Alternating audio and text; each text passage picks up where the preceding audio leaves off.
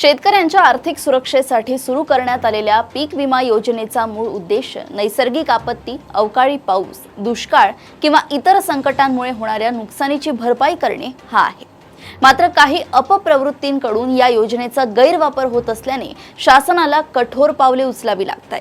प्रत्यक्ष लागवड न करता विमा काढणे, खोटी माहिती सादर करणे किंवा बनावट दावे करून सरकारी निधी लाटण्याचे प्रकार वाढत असल्याची बाब अत्यंत गंभीर आहे।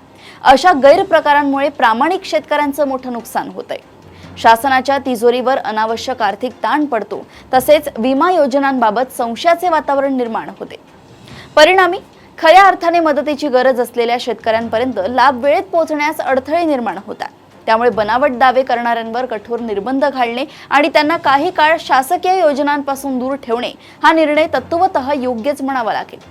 मात्र कारवाई करताना प्रशासनाने निष्पक्षता आणि पारदर्शकता जपणे तितकेच आवश्यक आहे।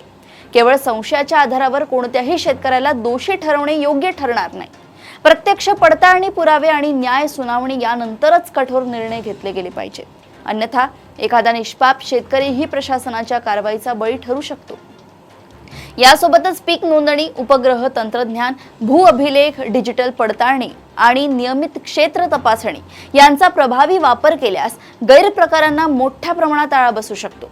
तंत्रज्ञानाच्या मदतीने पारदर्शक व्यवस्था उभी राहिल्यास प्रामाणिक लाभार्थ्यांचा विश्वासही अधिक दृढ होईल। शेतकऱ्यांच्या हितासाठी असलेल्या योजना वाचवायच्या असतील तर फसवणूक करणाऱ्यांवर कठोर कारवाई आणि प्रामाणिक शेतकऱ्यांचे संरक्षण ही दोन्ही उद्दिष्टे समान प्रामुख्याने साध्य झाली पाहिजेत। तेव्हाच पीक विमा योजना आपल्या मूळ हेतूप्रमाणे विश्वासार्ह आणि परिणामकारक ठरेल।